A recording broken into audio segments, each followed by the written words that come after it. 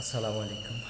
আমাদের দুলুদিয়া ঘাটে যেই মৃত্যুরা হইলেন আসলে খুবই কষ্টদায়ক প্রিয় বন্ধুরা। এইবার ঈদে ভয়ঙ্কর কিছু মৃত্যু, এই মৃত্যুগুলো আসলেই এর আগে কখনোই ঘটেনি।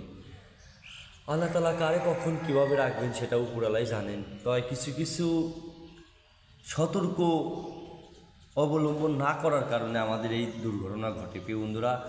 আমাদের এই পাটুরিয়া ঘাটে, আড়িশা ঘাটে, ধুলুদিয়া ঘাটের এই তিনটি জায়গায় যেন ব্রিজ হয়ে যায়, সকলেই দোয়া করবেন। আর আমাদের যেই মন্ত্রী আছে, এমপি আছে, ওনাদের কাছে রিকোয়েস্ট, এই দুর্ঘটনা থেকে যেন আমরা বাঁচতে পারি। রাস্তাঘাটগুলো ডিভাইডেড হয়, ফোর লাইনের রাস্তাগুলো যেন হয়ে যায়। অন্য অন্য জায়গায় অনেক সুন্দর সুন্দর রাস্তা প্রিয় বন্ধুরা। ভিডিওটি বেশি বেশি শেয়ার করে আসলেই সরকারি কর্মকর্তাদের কাছে যেন পৌঁছে যায়।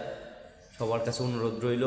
আমাদের এলাকায় রাস্তার দুর্ঘটনাটাই অনেক বেশি বেড়ে গেছে প্রিয় বন্ধুরা।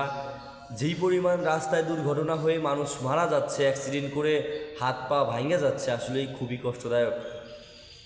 আমাদের আরিচা থেকে গাবতলী মহাসড়কের মধ্যে ফোর লাইন রাস্তা খুবই জরুরি। আর আমাদের আরিচা ঘাট থেকে কাজিরহাট আর দৌলতদিয়া ঘাট পর্যন্ত একটা ব্রিজ, এটা যদি হয়ে যায় আমাদের দেশের জন্য অনেকটাই যাতায়াতটা সুবিধা হবে, আর রাস্তাঘাট অ্যাক্সিডেন্টটা অন্তত কম হবে। আসলে যেইভাবে মৃত্যুগুলো হয়েছে, মানে চোখের সামনে 1 সেকেন্ডের মধ্যে মানুষের মৃত্যু, এটা আসলে কখনো মেনেই নেওয়া যায় না প্রিয় বন্ধুরা। খুবই কষ্ট লাগে এইসব এরকম ঘটনা দেখে।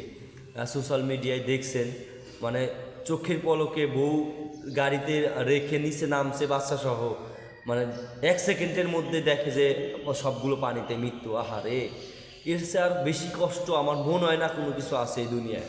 এই বন্ধুরা সকলের জন্য দোয়া করবেন, আল্লাহ যেন ওনাদেরকে জান্নাতবাসী করেন। আসসালামু আলাইকুম ওয়া রাহমাতুল্লাহ।